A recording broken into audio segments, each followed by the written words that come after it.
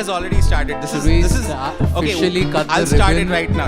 I'll just start it right now. Enough. Okay. Do you want the music to be faded or No, the music please keep don't. going? That's your business after When the you recording said is done. I'll start it right now, is that when it started or are you going to start? No, I just like the story. Like 1, and 2, he's right. 3 start? Oh, or- please just stop. It's been a long and hard enough day as it is. Everyone, welcome to Jack Dice, a very badly scheduled podcast, especially this week. Yep, as the paucity of souls in our audience. They don't know that.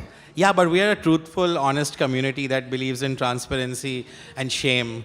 And this is one of those days of shame. We sort of screwed up our entire schedule this week, and it's gonna hurt because now in editing, somehow this needs to go out on Monday, and normally we record on a Monday or a Tuesday, and now we're recording on a Thursday, and somehow it'll still need to go out on a Monday, and that's what happens when you're trying to be professional. I mean, we don't have to.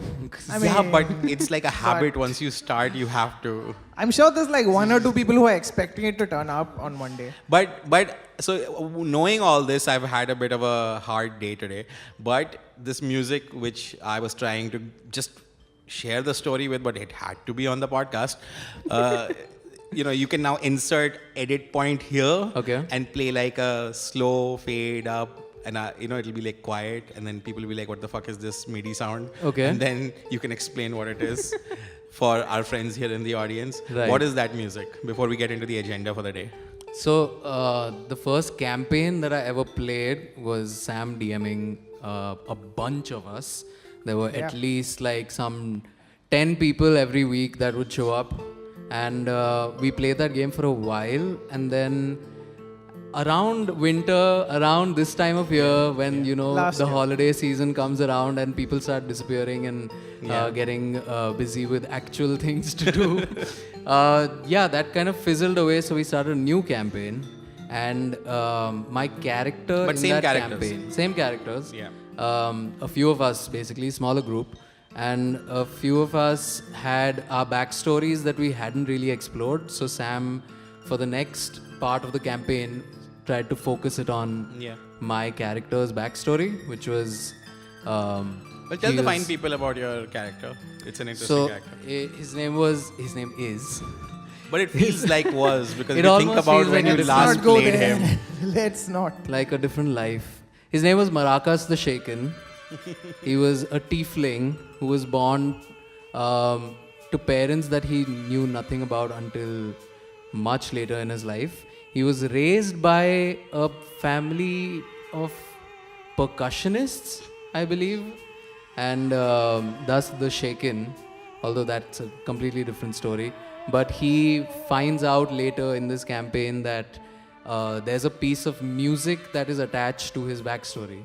So Sam basically gave me musical notation of like... But you discovered them in the game, in the box, Maracas That's case. true, yeah.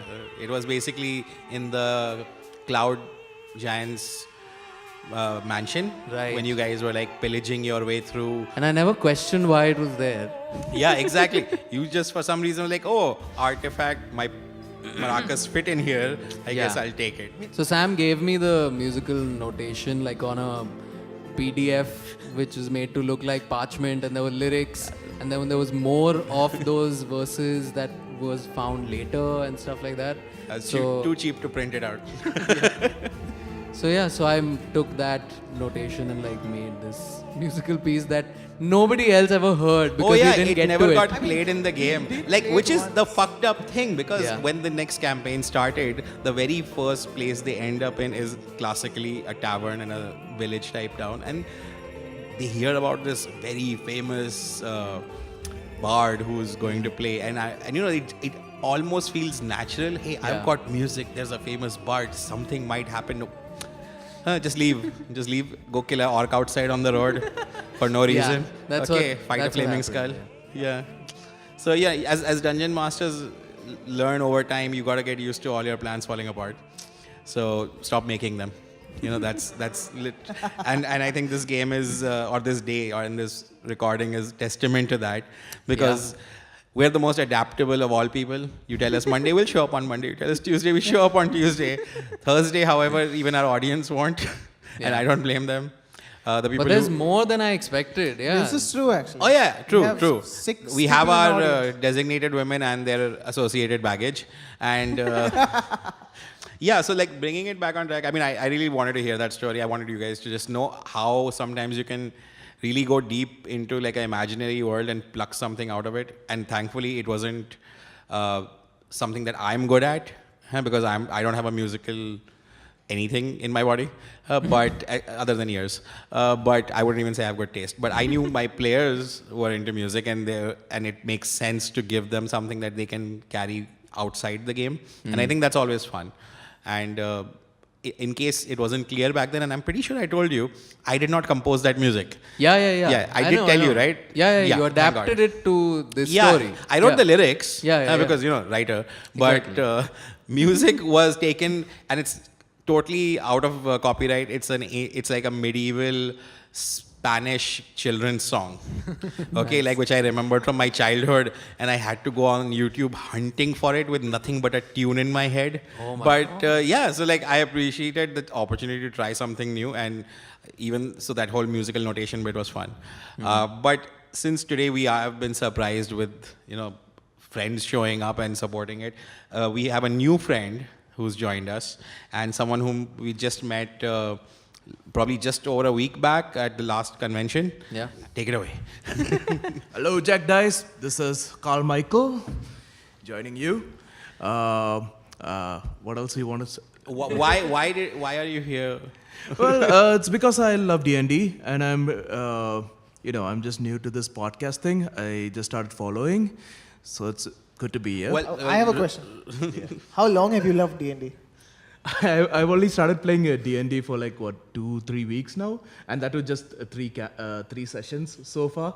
So I'm a real noob in this, but but I always wanted to try D&D. You'll find out that we're all noobs. The reason I wanted to bring Carl up on stage was for multiple, interesting things. One being that he's brand new to D&D, but he's not brand new to gaming in any respect. In fact, why don't you tell the good people what you do? Right, I'm currently a game designer at Octane Technologies. So I've been doing, in this game industry for almost 6 years. I started playing games when I was 4 years old itself. I would finish Mario even before I learned how to say mom. So yeah. So Mario, you mean on the Nintendo? On the Nintendo, on Right. the Nintendo NES. I even have a Atari, yeah. So that's how. So it was the Atari all the way up to now the PS4. So I've been gaming hard, but in my company it's more about mobile gaming. So I'm always 24/7 gaming. So. And how did then it kind of surprises me to some degree to be okay, have you heard of D&D but you'd never tried it out? Yes, I did hear of D&D before. I think the first ever time I heard about D&D was in the Dexter's Laboratory episode. So that was the first time I heard of Deep cuts. Oh, I the forgot Dexter's about Laboratory. that. So, That's right. Yeah, so that's Those were some good times. yeah, so that's when I saw Dexter was trying to do, and then DD takes over, and then how she changes the whole D&D and makes Dexter one of the weakest characters. Yeah. And the thing is, I always wanted to try D&D, and the funniest thing is, last year I actually bought the starters pack, but there was nobody to play with. Oh, rookie mistake. Yeah, very rookie mistake. mistake. Anybody wants to play D&D? They're like, what's D&D? Okay, we'll start. And then So did you go through it? Did you try to dungeon master? Just the basics. And I tried to figure out how, to DM itself, but nah, I have no clue. I tried looking at videos, but still, I was just not confident enough to So is do that D&D. wait? Does that mean that D&D is so convoluted? Because that's the thought some newbie listener would be having who's never played. D&D is so convoluted that even a game designer was balking at its mechanics. Yeah, I was I mean, it's hard to explain how even learning D&D is a community experience. Right. Yeah. You need beta testing live.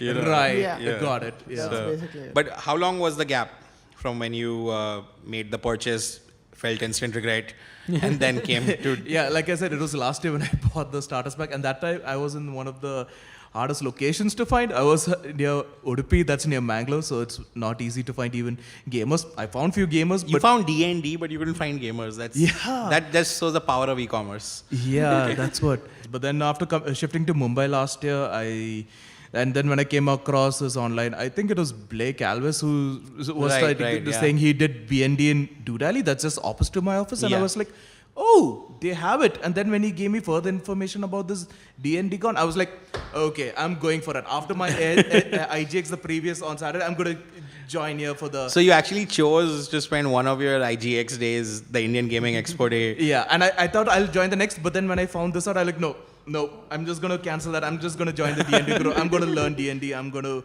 meet few people. Well, I'll just take a moment to tell everyone to take a leaf out of Carl's book and do the same thing on 23rd December because that's when Comic-Con is. Yeah. But somehow it's also the day we're doing our con. Somehow, the D&D Weekend Con. Yeah. So, yes, we're testing the loyalty of our audience. Coincidence? Oh goodness, there's a lot of events in that day. There's Comic-Con, there's Dream Hacks, and now awesome. It's the lead up to Christmas. Yeah, can we reveal our theme? I think it's self-evident, so it's best if we don't, because if we can't pull it off, that's true. It's whatever you think it is. Insert edit point here. Okay, so we'll put all of these options on a Twitter poll, okay, and people can then ignore it there. I thought because we're moving on. Okay. I thought it would be an undead Santa Claus or something. Yeah, see, it captures the imagination. Yeah. So, I hope you will be there. Otherwise, this will be highly anticlimactic. Okay. Right. But so when you started playing for the first time, was it at the Dulali game or was it? No, it was here. It was at the con. At the Levi's Lounge Con. The Levi's Lounge Con. Okay, so when you heard about it, you went to the website.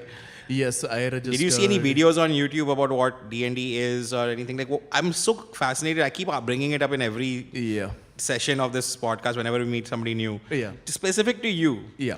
In your head, what clicked, which was okay, here's something I haven't done before and looks complicated, and I have a book and it's eaten my money, and now I'm gonna go and what got you out of bed that morning to come and do this? Like I said, I always wanted to try it out, so this was a good opportunity.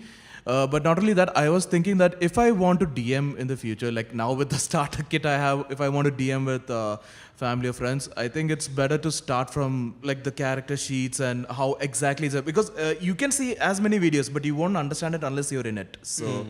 So that's the best way of putting it. So I really wanted to be in it. I wanted to experiment it. I'm a huge fan of RPGs, so games, and I thought but that's one thing I learned. You should never compare this to a game. D&D is a total separate thing, an RPG game. Do not say, oh, I should do this turn like you do in Baldur's Gate games, and what do you do in the D&D. So that's one thing I've really learned. It's not a turn-based or something you follow in games, but it's an entirely different experience. It has much more widespread of imaginations, and that's what I like about it. So when you are a digital gamer, you design games or you work in that environment, which is so purely the development process in digital is quite iterative, and it goes slow, and you don't know what you'll end up with until much later.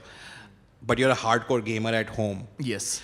And then this third thing comes along. Yeah. Do you find it influencing, I know it's only been 3 weeks, but do you find it influencing the way you think about your job or the way you guys work in games?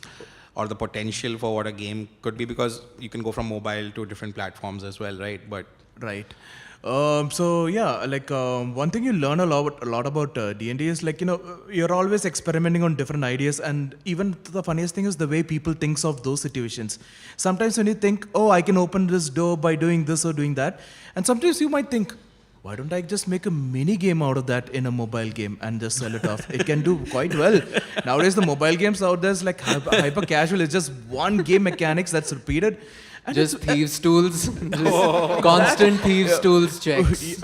Yeah, funniest thing is you can even create a game out of dice rolls and do some small actions in a game, and you can really mint money out of ads, like the ads that appears in games. So yeah, everything you learn, everything can always be anything that you do can always be made into a game. So now I'm getting a neutral evil vibe from you. Are you gonna take our precious thing and then convert it into something commercial and exploit it? Is that what your plan is? I haven't thought like that, but maybe. then let's just be sure to add an Easter egg in that game somewhere. Let us ride that bandwagon at least. Exactly. Yeah, exactly. The moment the moment they run out of money in their bank account, it should simply say PanicNot. Okay, that's all that's needed. Okay, a simple homage. Right. Yeah. But that's interesting because the kind of games you were talking about in the mobile world, they are quite repetitive. They're quite repetitive. Quite people numb out over them, from what I understand. I'm pure, I do not touch such shit. But there are really good engaging games as well, the ones that have dynamic puzzle solving scenarios. Yes, Like those yes. nerdy games. But like the kind of games you enjoy playing, like on the console, for example. Yeah. The deep RPGs, like I don't know, you have a PS, so PS games. PS4. God of War? Anybody? Yeah, the God of War, the Spider-Man, and now the Red Dead Redemption 2 happening. That's Yeah. almost So like I just was told today by somebody that they won't be coming to play D&D this weekend because Right. they're gonna sit at home and play Tekken. Okay. Tekken. Tekken. Tekken No 7, judgments, yeah. no judgments. Fighters have Okay. a certain group and they're very... Yeah, no you judgments. know, I mean, like you can mastering do the the same skills. thing in PvP, D&D, but whatever. Okay. But my point with that reference Yeah. was when you see an open world game and the world maps are increasing in size in the digital Yes, world. it is. Do you feel there's any scope of there ever being such a world design which can compete? Like, how far have you gotten in? Like, who's your dungeon master? Prankrit? Okay, yeah, Prakrit, my roommate. Yes. Which was Yes. where you So- have continued on Yes, since continued then. on since and then, you've yeah. taken that character since then, Yeah, like more carried adventures. over, yes. I carried And over the character. would you say that feels like a start of a campaign for you? Oh yes. I feel like it's a good it's a good campaign to start and good way to explore. And yeah. how would you classify? Like, we don't know anything genuinely about what game you're playing.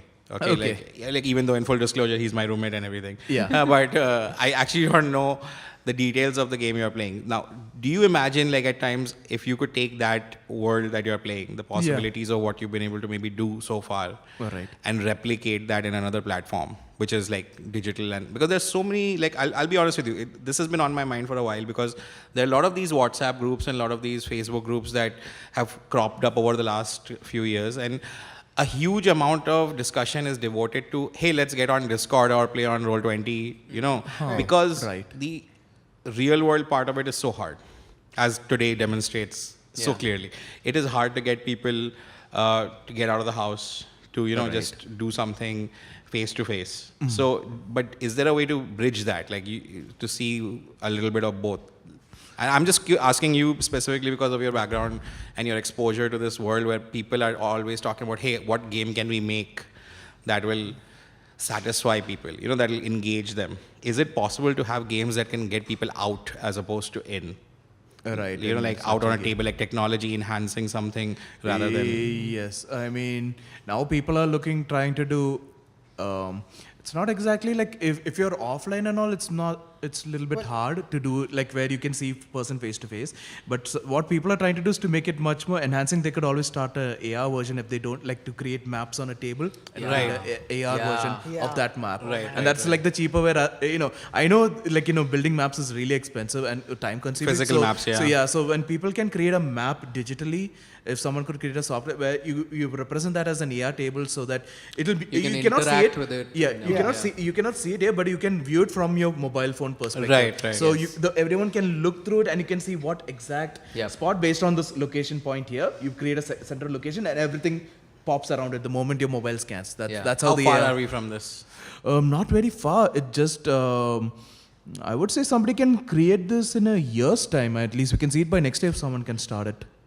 I mean, the map creation is not much. They just have to create 3D objects, create But a you bunch of mean- it, you and mean- then the person just has to place it. You mean creating it even locally, like Indian-based games, companies making AR-type games? You see that happening in 1 year? In India, there are few AR, but I don't think anyone's doing it that level because every time what they do is they'll always study the market first, and they study that D&D is not this strong, so they would not jump into that. Yeah. I'm just being honest here. No, but, correct. But if you look at US and Canada and all that, yes, there might be few guys. Maybe even those guys would have approached them. The Wizards of the Coast would But have isn't approached it- someone to make one also. Isn't it a simple, if that becomes a reality where an app you can generate some kind of design that you can use in AR, then it doesn't have to be tied down to any particular game, right? Then we could basically, like how we use maps today, we go online and we design it on some kind of website or software, and then we print it out. So instead of printing it out, if you can just route it through AR so that people can see it. Exactly. It's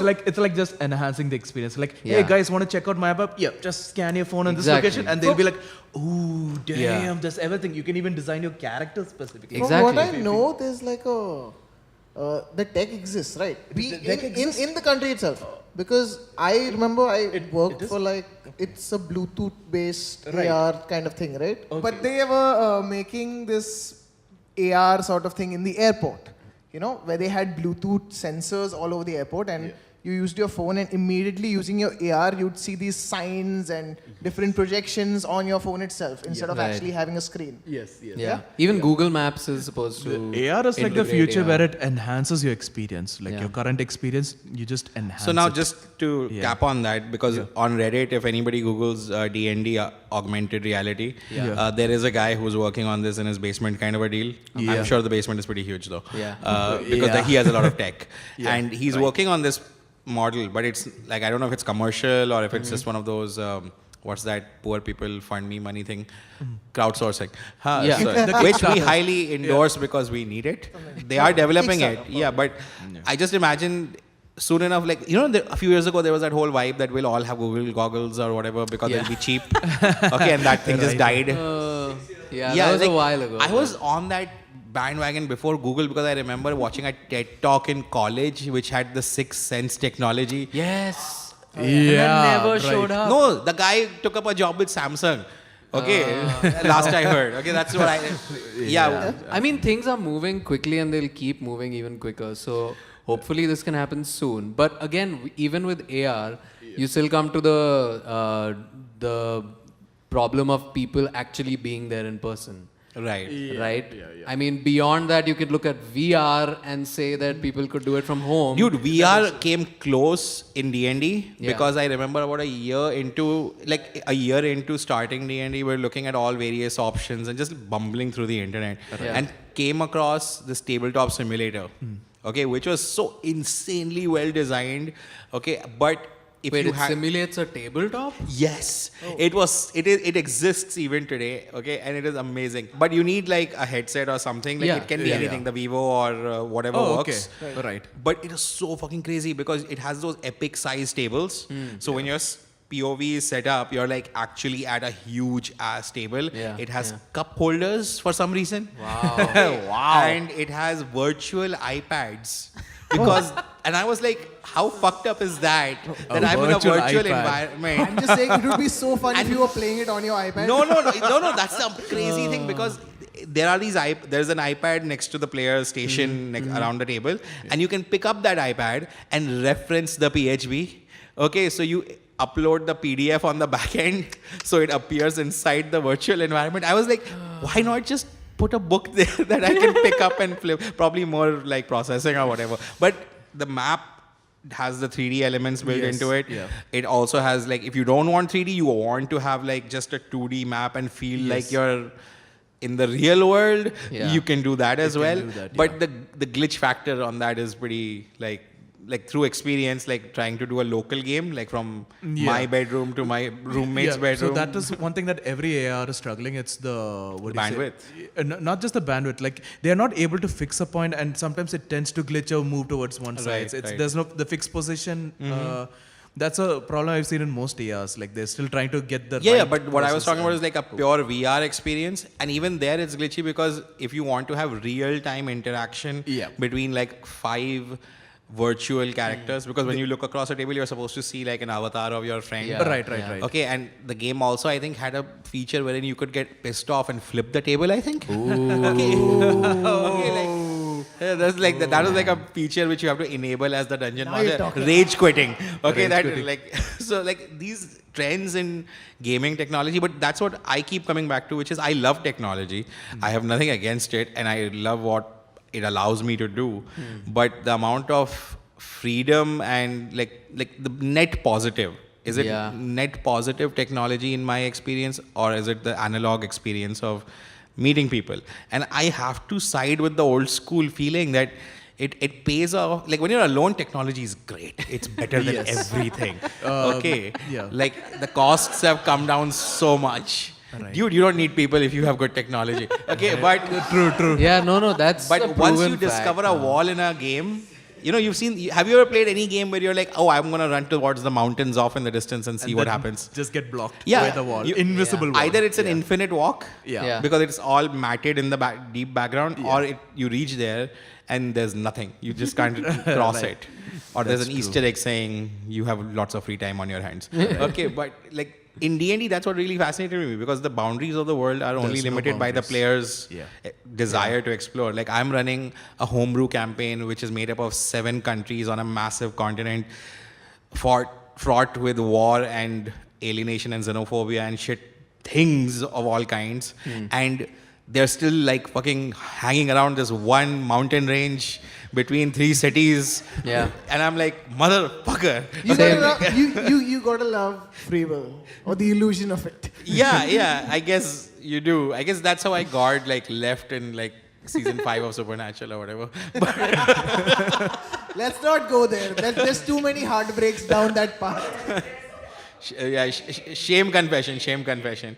But yeah, that's what I was actually interested in, to see like if you look at your gaming career, like game designing career, Yes. and you're thinking, okay, you would have had 30 years with D&D hopefully when you're retiring from Right. this point on. Yeah.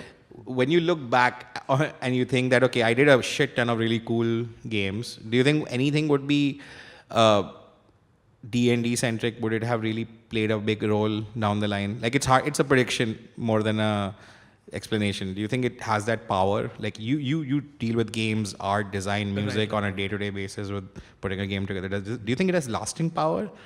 Is it addictive, So basically? the beauty about D&D and what I see that cannot have in games is the personal interaction. If you're going to do D&D personally, like have a bunch of friends and have a table and have a story, that's one experience you can carry around. Like the games can be like, oh, I played this character, but when you meet people and when you play D&D, I think the people you meet and the life they live in, and the ones you get to know more of them, and even the alternate characters they're playing, that's much more interesting. And I think that social interaction and that kind of people you meet is something you carry on. You may not, like, even if I look back 20 years, I will remember more about the people I met and the people I connect more than the games I played. So Right. yeah. Do you play with friends right now? I'm currently playing with Prakrit, but yeah, I'm trying to look for friends who's coming. Because my impression was that the group you're playing with Yeah, Our are friends all of the yours. people you've just met. exactly. So it's all strangers at the table right That's now. the beauty of it, right? Yeah, exactly. So it's not about just friends then. It's like No, you it's make meeting friends. meeting new friends, and you remember that. Like there are some people you meet and you're like, how did I meet them? But when you meet like a bunch of when you meet and play Yeah. D&D, you start remembering them more. Oh, Yeah, I like met you especially- at the Cave of Horrors. Yeah. yeah, and you remember them, and you remember the funniest thing is you remember more of what the actions they did in D&D, Yeah. and you realize this is the Which is same guy I'm probab- talking to, Which is because- probably more real than the shit they do in the real world. We've Yeah, talked that's what- about this. You find out a lot more about people, even the people that you know, while you're playing D&D with them, because it's like real people expressing themselves in front of you. Yeah, it's yeah. not like in a system that they're behind the screen and they give yeah, these you comments can't and you read think them. about the reaction. You can't think Exactly. about Honestly, the only thing that I remember about my online gaming years is GGWP, man.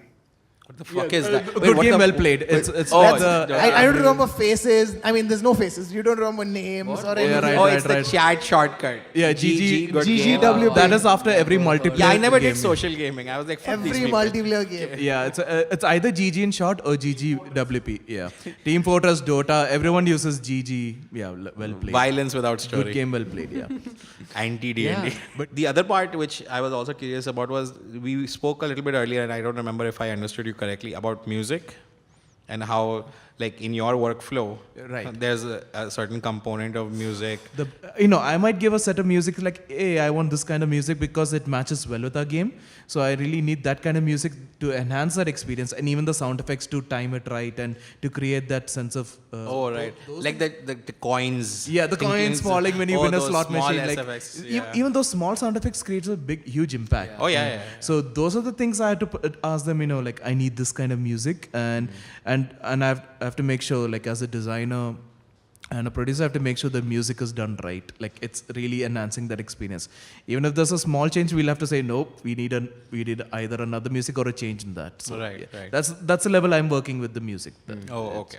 No, because I just always try. What I've discovered, like, over the last few months more than ever before, Yeah. is the fact that because so many different people come and intersect at D&D Junction, Yes. that they have so many complementary skills and interests that I'm just always waiting to see if somebody like people have gotten into relationships because they happen to be playing D&D together. Right. Why not professional collaborations? It is possible. Like, yeah, I mean, if they have this kind of music, and the funniest thing is what I've seen people who create games based on music, which means music is there and a game pops in their mind and they design this game around this music.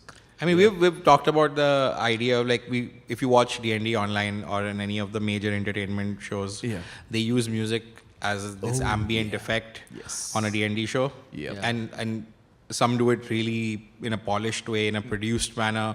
Others just slap it together and just see how it works. And there are so many apps that I think we've experimented with that can sort of help accomplish that goal. This is a really nice bunch, actually. Yeah, but I struggle with the idea of like, have we ever been able to make it work?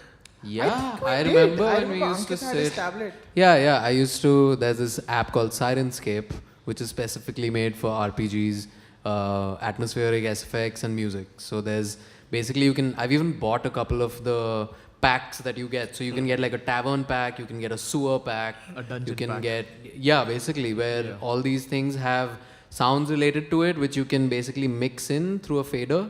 So you're just lowering and increasing volumes of things as you're playing the game. So who does that? Like the DM? Yeah, well, in the case of different shows, like a live show obviously has somebody doing that on the fly, and you can have presets on it. So you have it from one preset to another where you're going from, say, a dungeon to, okay, this is battle music. I'll probably try it out this weekend. Yeah. Because low stakes weekend. One shot non-campaign game. Nice. So it's worth fucking up. Like somehow everything becomes too much about talking. Yeah. That I get afraid that the music will become like a distraction. Because let's be fair, our players are not pros. They're like, ooh, shiny, and they're gone. Do you remember, we were talking about the game that we did on New Year's at my place. Right. I was using an app on the... Yeah, that I remember. That you put in a lot of effort. Like the setup was really cool. Yeah, you had a since wide there was a screen TV. Yeah, there was a TV, so I had maps up there, and it's a desktop app as well. So Sirenscape I had running in the back. And whatever I felt like I was working towards, I could basically start creeping in those. So you're doing foreshadowing. Yes. Yeah. And then sort of subliminally trying to get the players to like follow that lead of that. If they're taking too much time trying to decide something, I make the sound of rats all over. It kind of adds to what I want to push it to. Brings them immersiveness, as they call it in the game. Yeah. Immersive, Yeah, I get that. That's something that I've actually shied away from. That's one of those things which is, how do you pick up superstitions, or how do you pick up old-fashioned habits? Okay. It's because apparently I've picked up a bunch of them. Okay, and I don't know from where. We've established this. You're an old soul.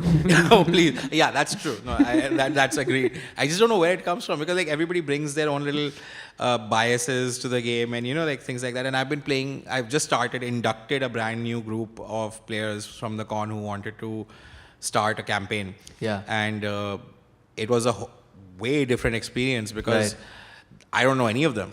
And we bumped into each other at the con, sure.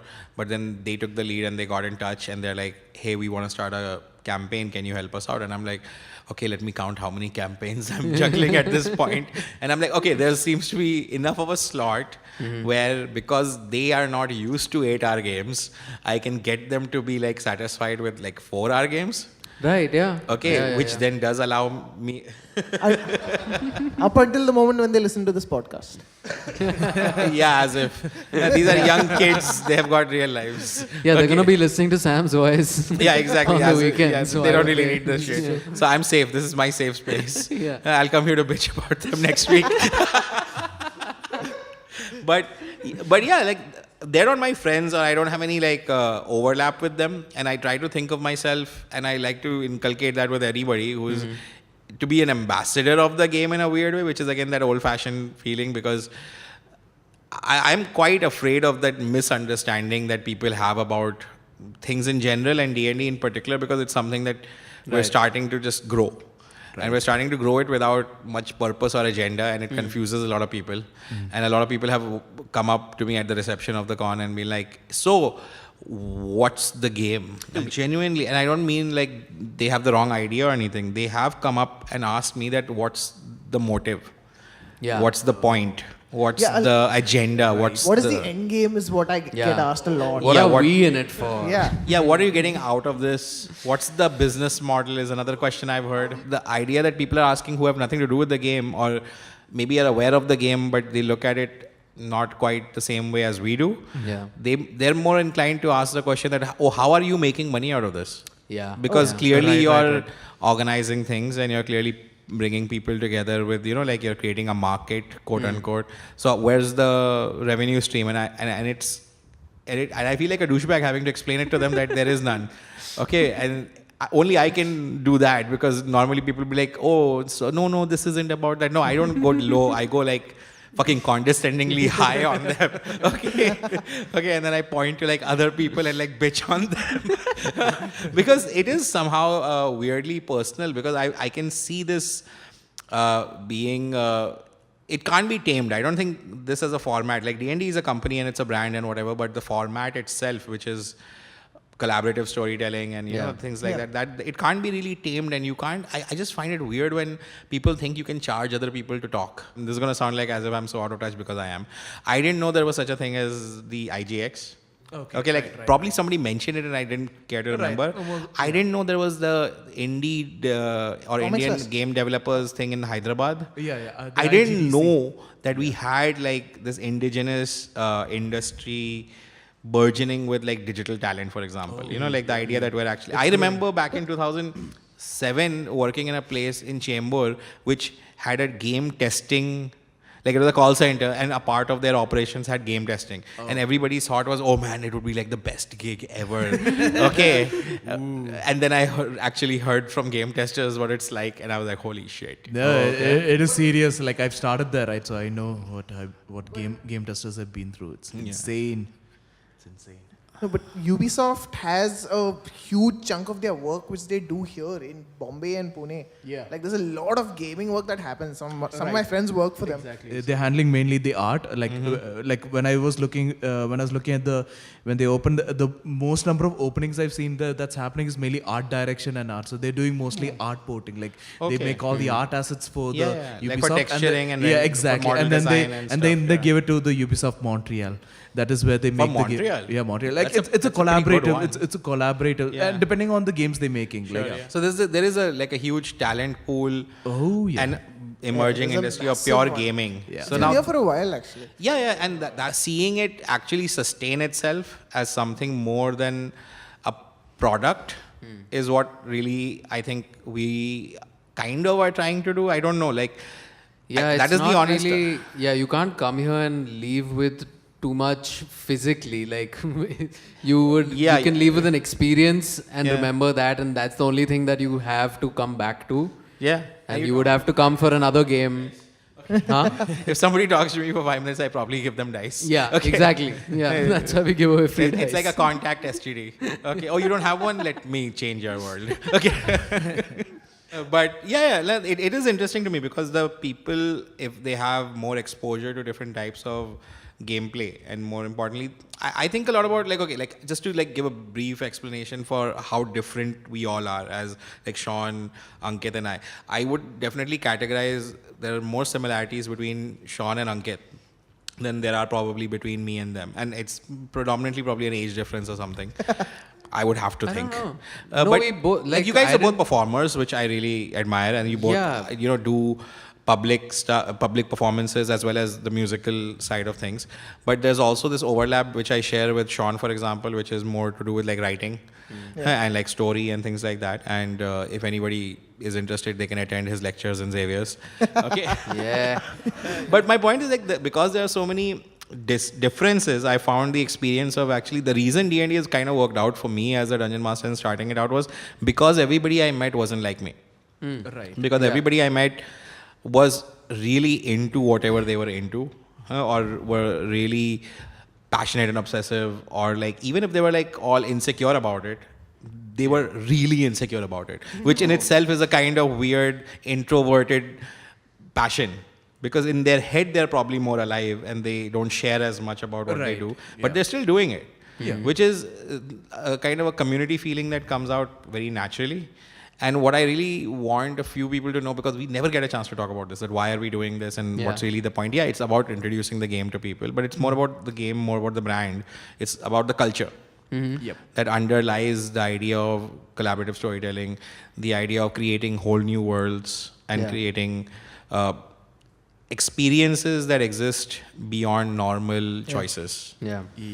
So I thought that we'd actually take a little detour.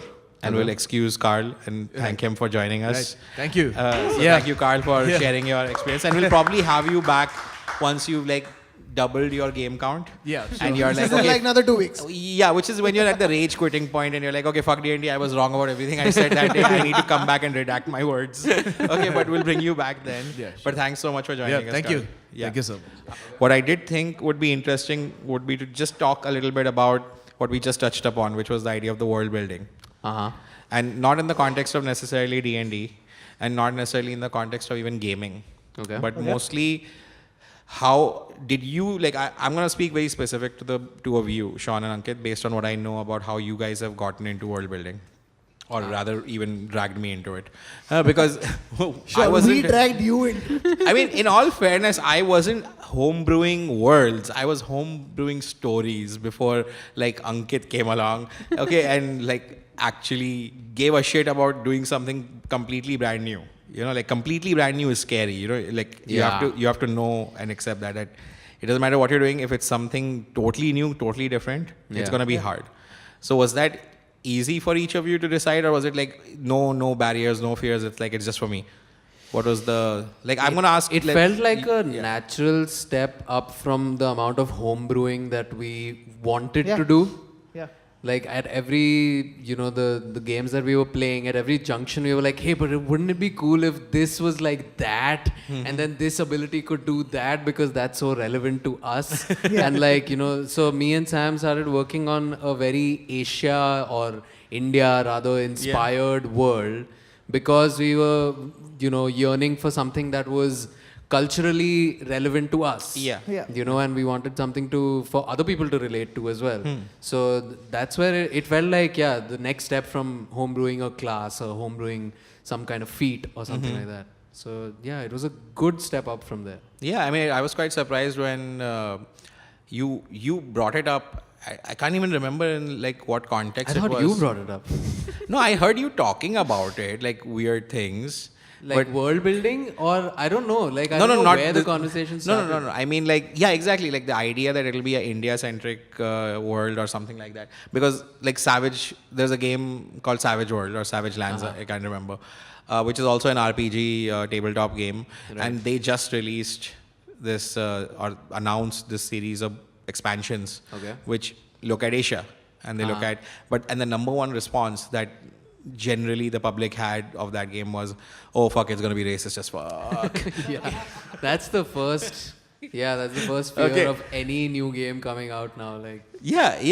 Because those things have suddenly, story has suddenly become a bit more important than just themes of adventure and amazingness. It's even in the most fantastical sense, we joke about stuff like race in our game because, we don't suffer from the same kind of race issues as the white people do.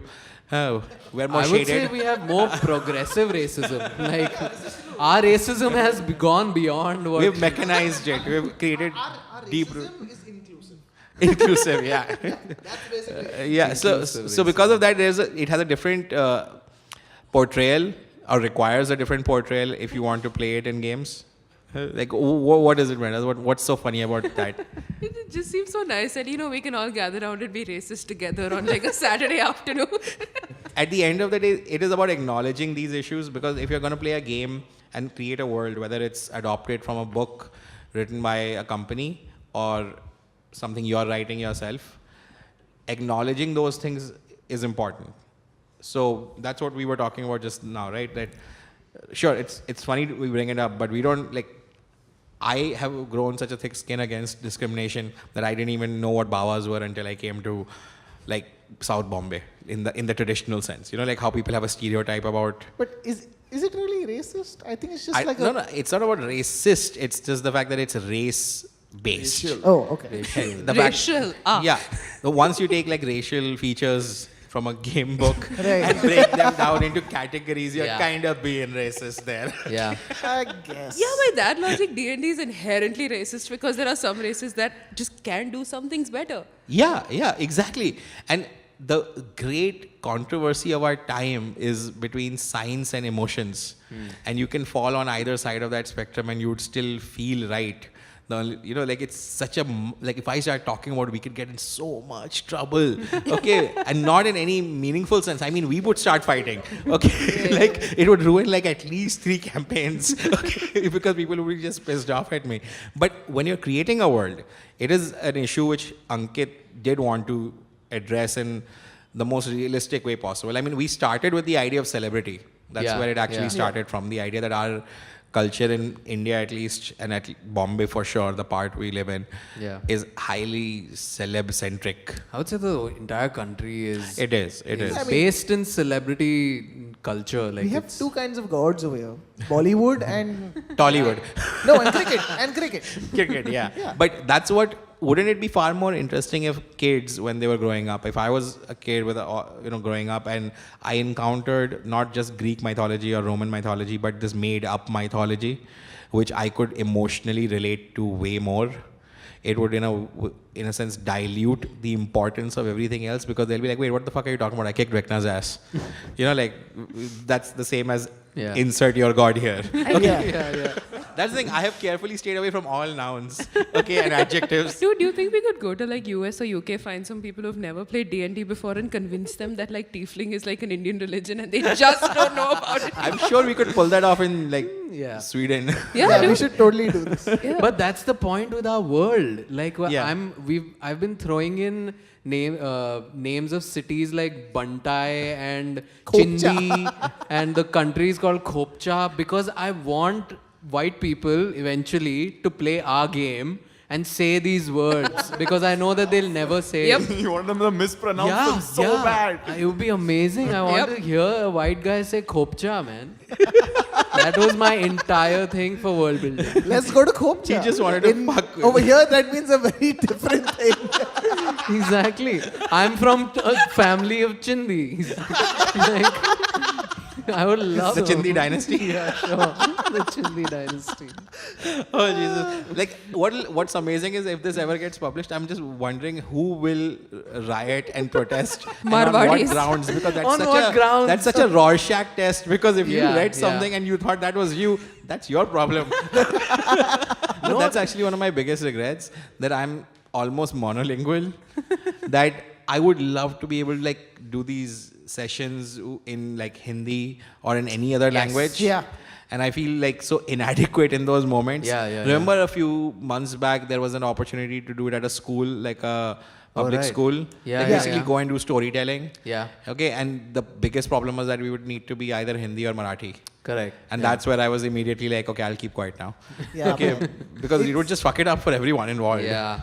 My idea was more like one of the games that I was thinking of when we were first considering the convention was that at a table you assign languages like they are languages on your character sheet, Yeah. but they're literally English, Hindi, Marathi. Right. And like make sure those players know those languages and they can only speak in those languages. And then you have to, That would be- basically, it's a communication experiment. That would be fucking amazing. Yeah. Because you'd be familiar with it, which like we are, like living in Bombay, you're familiar with Marathi. You might understand most of it when someone's speaking it and you can't speak a word of it back. So I wanted to... My mind is that just going to be- places like, holy fuck, what's like the word So for... much pressure on the DM, man. No, that's what I mean. Like, I would love to have DMs who are multilingual. Yes. Okay, especially in our country where language changes with every 100 kilometers. Yeah. Yeah. You know, that, and in Bombay, probably every 5 kilometers. Yeah. Depends which neighborhood alley you walk into. Okay, but it is so important because that's the only way it spreads. Yeah. And I really don't know if we know anybody who has that kind of duality, like Gujarati with English or anything, who could... Do we have a volunteer? Now that you just brought, I You're a mean, volunteer. Gujarati, sure, and then everything else I respectfully back off. No, as an experiment, we could always Could do you? it. No, like seriously, like, Mehnaz, do you Yeah, think you game could? show, motherfuckers. Let's do this. No, but I'm gonna take you up on this because it'll be a simple. Like you'll have to DM obviously. I'll DM or bring mom along. It'll be fun. I don't know whether you're joking or trying to intimidate me. So, okay. Wait, did you say you're going to bring your mom? Because like, so Gujarati, like for me is colloquial, as someone kindly pointed out. Bastardized Gujarati. Bhai, tu so boli sakaj bol. બહુ ગુજરાતી સરસ બોલી શકું છું please. See na? The You weird so thing is weird. I understand parts of that thing. We'll add subtitles to this audio. No, so what I meant is why mom's coming in or why apparently now Anuj is coming in is for like nouns. For nouns. Yeah, for To nouns. help you with your nouns. Like I Oh, can say jeez. like, તમે લોકો હોલમાં જાઓ છો. Hall, what you call in Gujarati? Fuck You say knows, hall. man. That's like knowing a French accent. It's equivalent to knowing French. Okay, but I'm pretty sure I can understand mostly 50-50 of what you હા guys તો મેં would શું be કીધું saying. હમણાં? Wait, what? Okay. Yeah. Moving But on. coming back. We to need to okay, rein this, it in. this Gujarati sidetrack really No, went sidetrack. see, honestly, that part can, is That important. can be a thing, but it needs to be planned. Like that's the Yeah, thing. We yeah. have to. The responsibility is on us because D&D hasn't been viewed from this perspective before. So the responsibility of really prepping that and making it work so that people don't feel uncomfortable at the table is number one priority.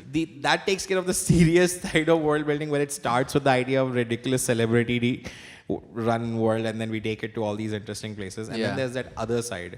And Sean, explain to me your side of D&D homebrewing. So, I've been making this world with Prakrit, okay, who's Sam's roommate, as we all know. And it's more about just creating something fun. Like, we have these weird, vague ideas in our head which we want to, like, build on. And there's a lot of story because the world we are creating is not really based in any sort of culture per se. Like, in fact, at its core, it's probably very, very secular.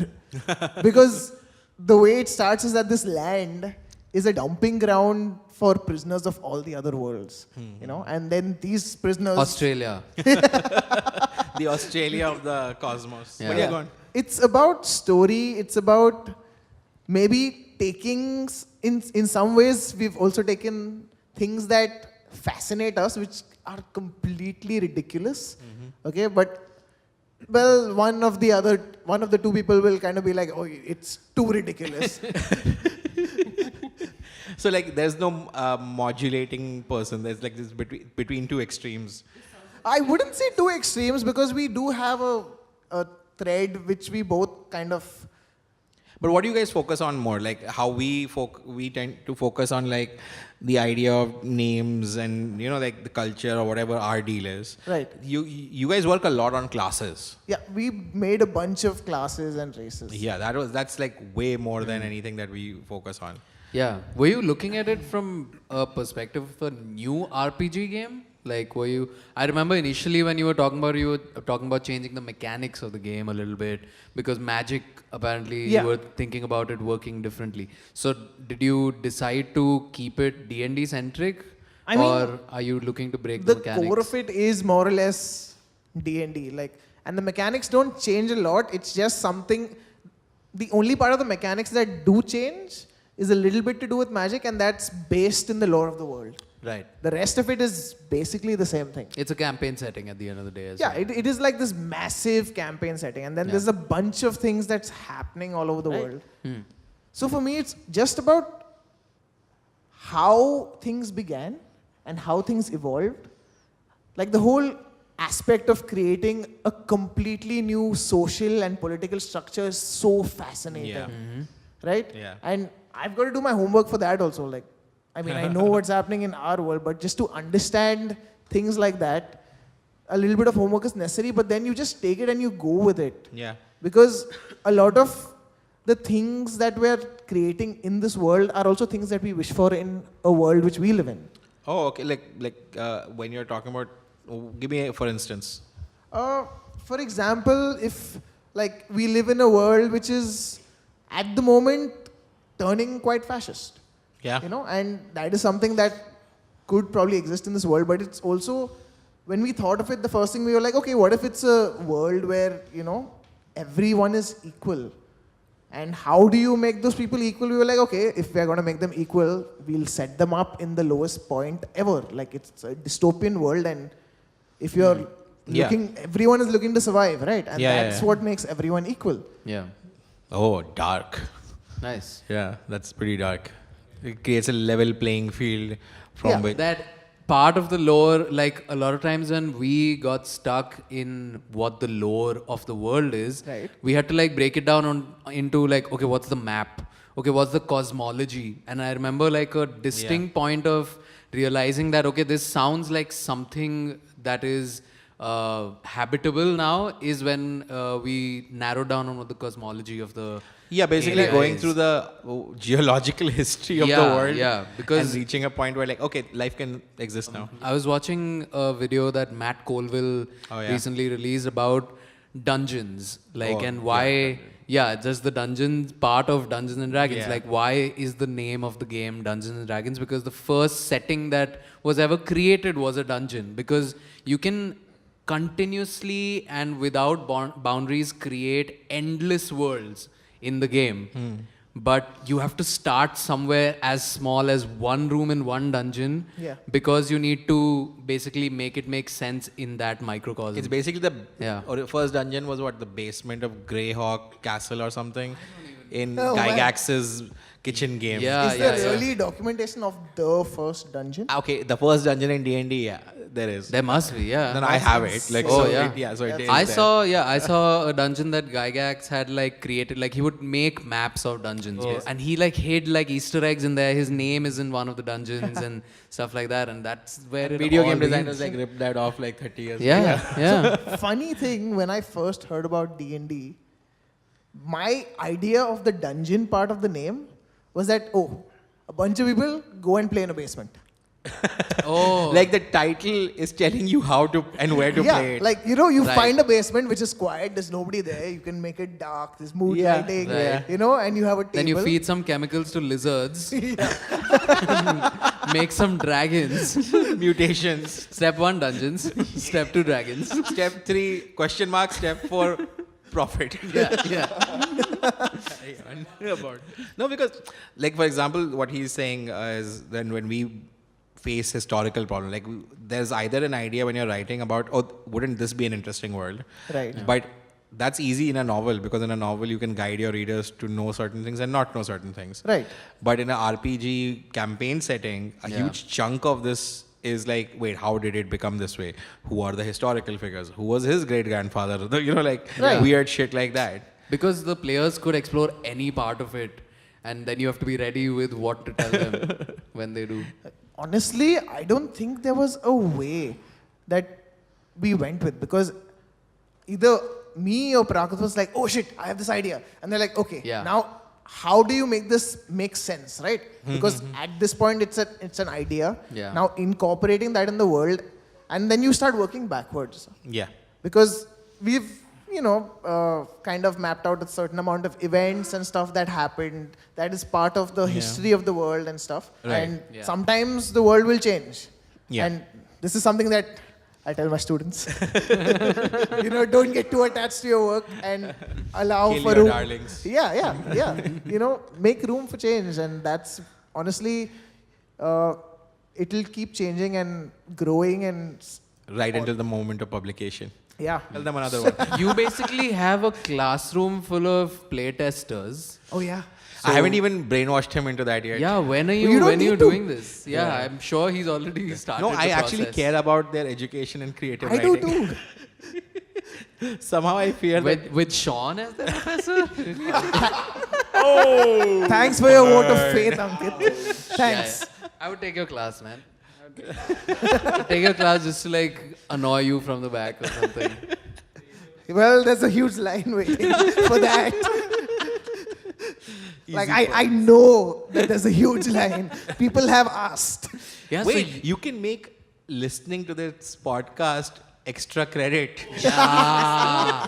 Basically, what you're saying is you have a view increasing factor. You got an audience base of 60. If you listening right now are a student of Sean D'Souza's, you get +5 on the next assignment. No, that's not happening, guys. I'm sorry.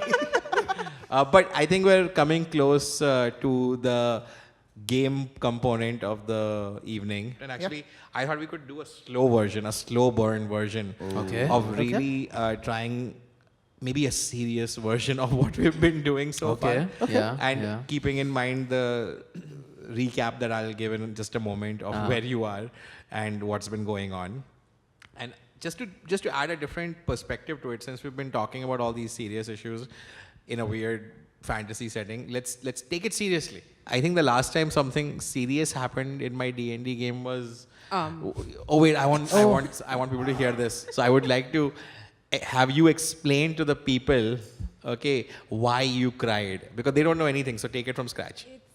Wow, Wait, bring it close. Wow, that's Tell your name to the fine people. My name is Nicole. I play a Tabaxi rogue in Sam's game. And so basically the character, if you've read up on Tabaxis like I did a lot because cat people love them, was that they're a very close-knit community and they don't really leave their community of people or interact with other people except for a select few who are extremely curious about random things. So that's where the idea for the character came, who's this extremely curious child who didn't want to be a farmer like her parents. So ran away with her friends, thought it'd be fun. We'd go into the forest, and live our lives.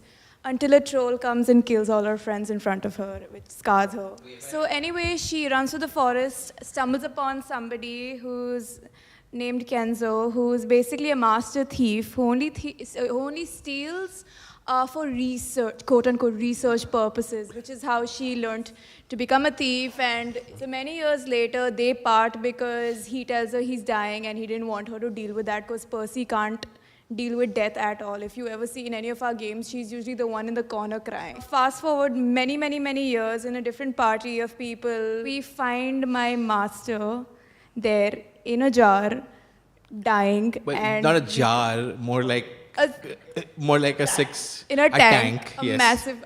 You want to make your problem small. Yeah, I don't want to think about it.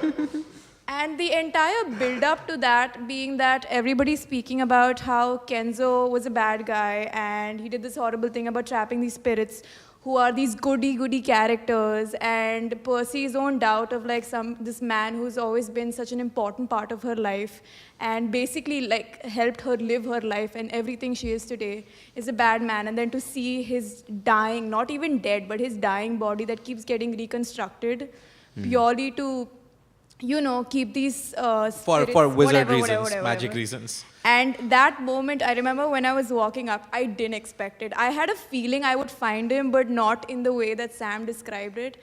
And it was building up. I think it took 2 games. And honestly, at that moment, I had tears in my eyes because I think with this character particularly, I relate a lot. She's a part of me, the most childish, ridiculous part of me.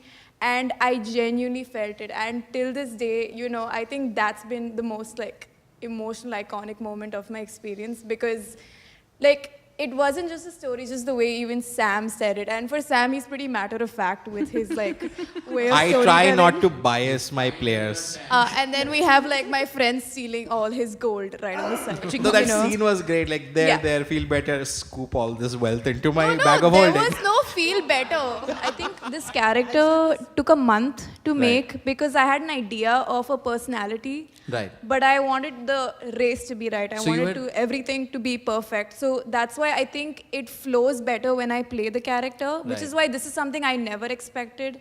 No, because this is one of those elements of campaign design, which is when you have 7, 8 players sometimes, who's the story about becomes this weird fixation. That wait, is this about me? Wait, did my story just start? It's not always, and I don't like to encourage those kind of vibes because it's actually not any one story. It's everyone's story. Yeah. Exactly. And it usually depends on who's making decisions in that moment and who people are backing, who everybody is looking to. And I have to dig into my iPad memory and pull out a folder called Percy for that one contingency. If then that. If Percy is taking the lead, then this comes next. If so-and-so is taking the lead. And there are basically, I learned, we've talked about it, over preparation. So the solution to over preparation is modular preparation. Yes. That you just need to prepare one tier And then once they reach that tier, you decide what happens in the next tier. Right. Without thinking like 20 branches ahead. So once I had figured that out, then it came down to just, okay, what happened when she left? Because that's what one great thing about D&D is that characters in the world has a life, even when you're not looking. So when her character, Nicole's character Percy, was no longer there, what happened to this guy? What problems did he face? And that's one of those tough things that I think works in real life as well, that we have relationships and then we move on from those relationships and then we forget that that person is going to go off and live a life of their own that doesn't include you or maybe even have you as a priority. It could even be like my friend's parents retired. Now they're entitled to not give a fuck about him. Okay, like that's one of the pleasures of retiring and, you know, having raised an adult child. It's the same motif that I applied, which is that once the so-called Nicole Percy child is gone, what happens to this character who's been spending decades amassing magical items and magical lore? So I think it's a... No, that's what's interesting to me is that the first interaction you had with this character was at this point, like years down the line, and you've never actually imagined what that character might say, and then hearing it from a dungeon master. The thing was, there's two parts of it. Firstly, that entire emotional upheaval, seeing this man that I haven't seen in so many years, I presume to be dead. And then having a party of 5 morons who are stealing all his shit on the side. You know, like in every epic story, you have tier 1 antagonists. That's like the world-ending bad guy. For them, it's that guy. And then just before them, each other. Okay. So I have to constantly keep reminding them, wait, there's a world-ending bad guy out there. Quit focusing on each other. Like, is it a wonder we haven't moved past that range of mountains? We're just squabbling that you could. No, but yeah. Okay, it was just important since you were here and it's rare that things do get serious and sometimes it's unintentional. I mean, I definitely expected it to be a shock in the sense of the story, but I actually never expected it to be an emotional shock because I really didn't know how much time Nicole had spent crafting this character in her head and she'd only shared such a small fragment with me that sometimes as dungeon masters we have to spin from what little we have and we hope that it aligns with the player's desires and expectations. Anyway, talking of serious things, we will wrap up in a seriously absurd way, which will be to bring back the adventures of Lady Furlington, Honda and Trampo last week on Random Podcast Epic Game Show. Thank you for the sound effect, but do insert something. Okay. That is good enough. 3 wanderers had just stumbled into a massive tower in the middle of nowhere. Going in through encounters with a goblin, some dogs, they eventually found themselves propelled upwards, not down falling into the tower, but rather going up into an infinite void, the inverted abyss, which seemingly had no end. Until they thought they saw a face. Well, at least one of them did. It was Trampo, his goddess. And while nobody else could see it, he seemed to fall for it. And as he did, a trapdoor opened on what was clearly a regular tower floor and came out a clearly regular medium-sized rat man. And the rat man beckoned you to help his tribe, his people. And after much dilly-dallying and attempting to grab and kill, you did agree to follow. And he took you down what appeared to be this extremely tall series of spiraling staircases that not only cut through the earth and the floor, but opened up inside what was clearly a domed city, shrouded in darkness with this spiral staircase coming downwards. And from above, you couldn't make out much, mainly because of shitty rolls. But what you could tell was it was a sprawling city of relatively small proportions, but sprawling. Short, but wide, as they say, you know. And you could tell that it had a strange geometry about it, but you couldn't really piece together the details until you reached the bottom. And you were met with a pronouncement of welcome by these different tribes and races of rats, all of whom followed a different form of cheese. And as you guys were sort of told their challenge that these very fine houses and passages that they have in their city had been taken over by an encroaching presence of tall, strange-looking people wearing very shiny clothes and high heels. and they were doing things called PowerPoint and pointing at walls that were illuminated. They removed the doors and put glass doors, but the glass doors won't open.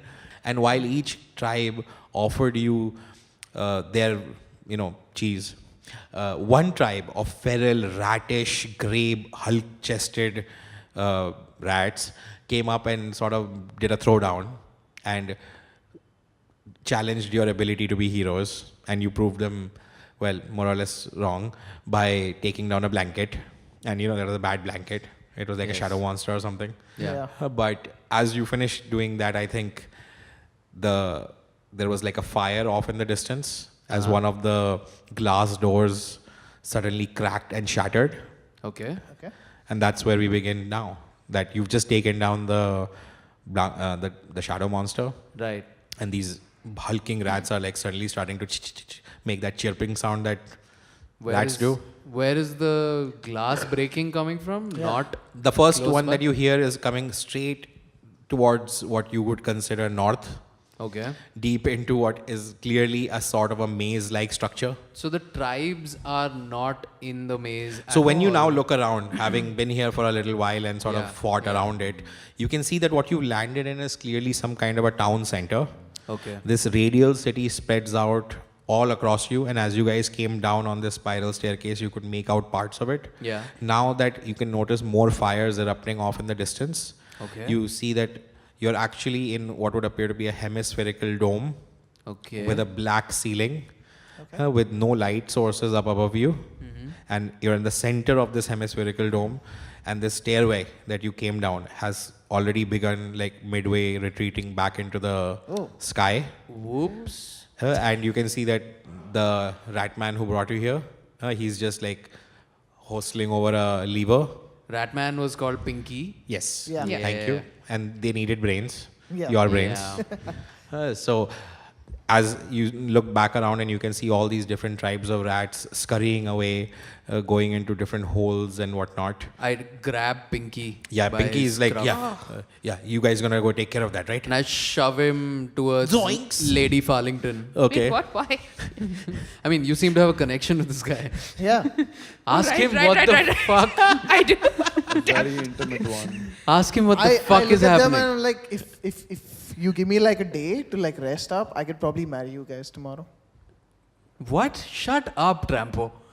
How high are these heels that you are mentioning? He says, he holds up his Like hand. knees? Are they good? Do they go up to the knees or higher? He tries to go on tippy toes, okay, Okay. and holds on to Lady Furlington's shoulders a little bit. Yeah. Okay, and then he just backs off, but he says, I was just going to scooch a little bit up, and then he just does it anyway. Okay, like it's just like this one jump up, and you Okay. can see it's clearly 6 to 8 inch above you guys. Like Right. for you guys, it's not that big, but for this dwarf-sized rat, So for me, it's big. yeah, for you it's I look at him like that looks uncomfortable. yeah. Oh yeah, I forgot you're a gnome. I'm sorry.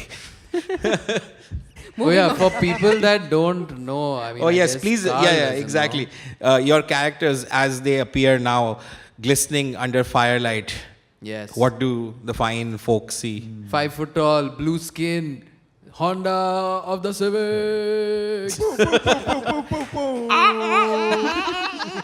And the seals go crazy. Okay.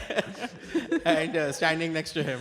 Very Oh, you're a elegant. Triton, just in case Yes, people are I'm a wondering. Triton barbarian. Yeah.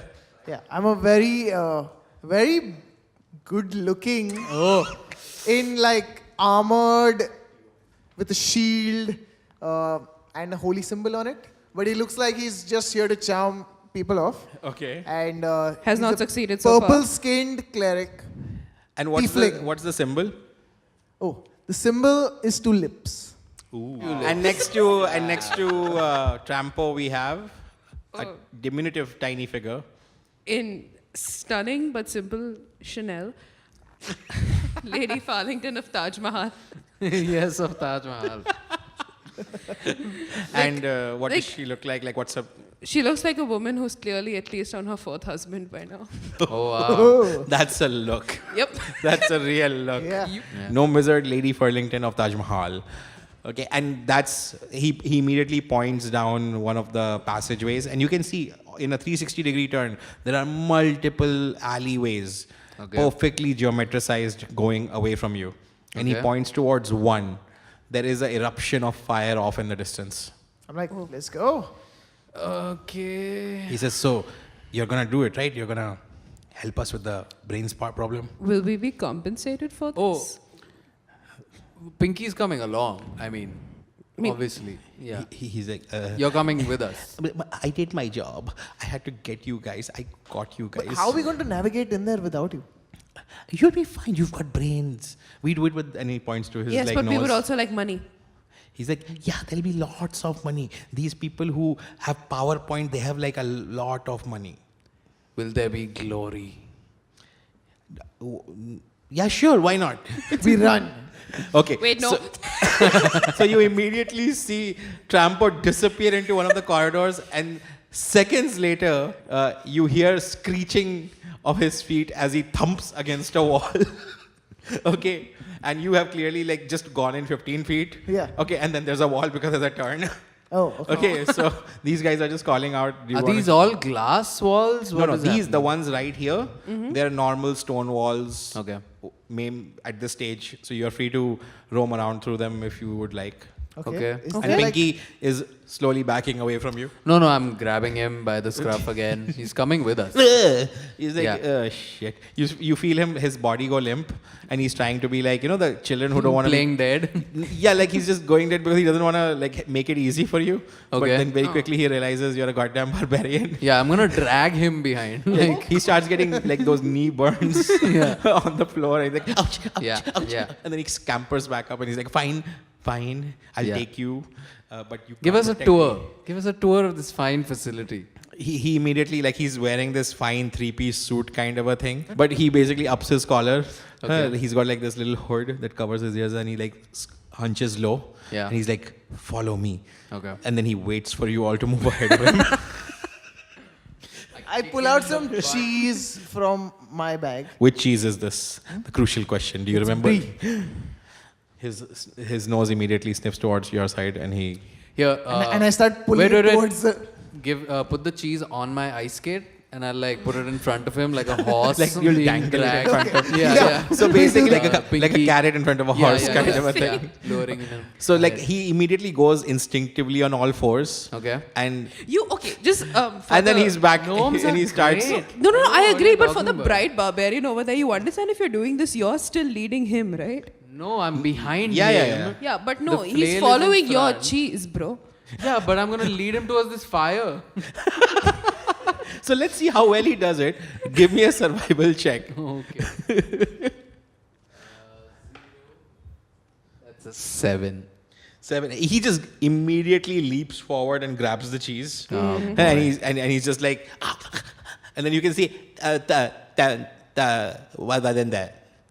then you recognize there's a huge slash through his tongue. Nice. Because of your... Yeah, And that's like- what you get. And then he takes a little bit of the cheese. Yeah. Okay. And then he rubs it in his palm and applies it like a balm over his cut tongue. Okay.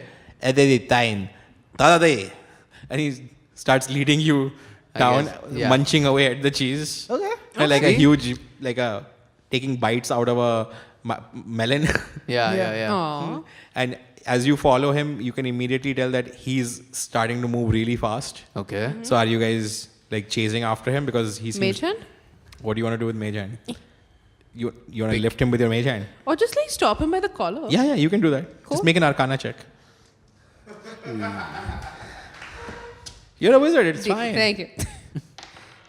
That's a strong... Oh, fuck. 17. Yeah, that's what I was like, god damn it.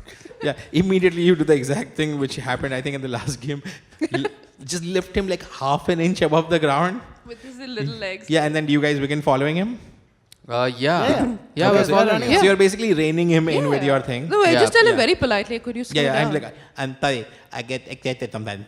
Put him on a mage I'm leash. sure you do. He blushes, okay, and immediately starts taking you deep into the Maze. what clearly. Maze? Oh, you figured it out. But as you start going through this maze, you can see that it's clearly a prefabricated design of some kind. it's as if somebody cast in large on clearly a toy or an item from some trinket shop. So it's not like an artisanal organic. Oh no, you can see that it's some kind of like huge labeling of writing is on the floor, as if this was some kind of a laboratory. Can we read it? Yeah, sure. Because it's so huge in relative size to you, I'll need you to make a perception check. Can just to someone see whether you pick can me up? angle it right. I'll pick her up. Okay, make an athletics. Like Simba. Oh no, just make a strength check. Strength check. Okay. Strength check. And that's a natural one, ladies and gentlemen. See, you've just got to wait your turn. Is that the first natural one of the podcast? I think I rolled a natural one sometime. Yeah, before this. it's Sean. Okay, probably You not. can't- Oh no, first episode he died twice. exactly. Yeah. Yep. When you are lifted up like a baby, because the tiefling doesn't even know his own strength sometimes, Oh, you know, no. just puts his no. arms with your consent around your waist. Yeah, and then He asked me to do this. Yeah, exactly, Yeah, yeah. with your consent. Whoa. And lifts you up. He just forgets that you're quite frail and delicate and just throws you high up and you go soaring up and then you reach your apogee and then you just pause for a second, like half a second, and then you see something. And what you see are these fabulous women wearing fabulous clothing. Better than me? They are like way better than you. Okay, like in ways you can't even like imagine. And you basically are taking them in. You realize that you're so taken in by them like a mountainside. Like, you know how people watch in a mist, like a scene in nature and they're just overwhelmed. You see them like that. There are 3 of them. Okay, and you start scanning them from their shoes all the way up. And then you see their magnificent design, their fall of their gown, the waist. And as you sort of move up to their torso, you see something dangling in front of their chest. It looks almost noodle-like. And then as you slowly get your frame set in that half second, you're like, mind flares. What? 30 feet tall mind flares. 30 What? feet. Yes. I haven't been playing What this you long thought enough. was What? the far distant horizon of dark colors and shimmers, it was in fact the gown of these 3 fabulous looking, dressed for a night out in the medieval town mind flayers. And as a wizard, you feel a suctioning of all your sphincters, mouth, ears, All nose. my sphincters. Yeah, sphincter is just basically any hole in your body. Okay. That- As you a quick- realize, yeah. mind flayers love one thing and one thing above all. Oh no. Brains. Cliffhanger! Oh god. That is a short, quick, and Yeah. to the point game. And out of sheer stubbornness and tradition of 3 episodes. But still, I'm glad we could do that. And I'm glad we always remember D&D players, even if you spend 8 hours in one room, you are still progressing the story, and the other way around as well. But thank you all for listening and participating in this episode of Jack Dice, episode 4, session 3. So once again, thank you to Levi's Lounge for hosting us and helping us execute this foolhardy venture. Thanks to Anuj for showing up and just being boss. And thanks to Carl for being our inside man into the world of gaming from a digital angle and for sharing your ideas. So until next week, we have been Jack Dice.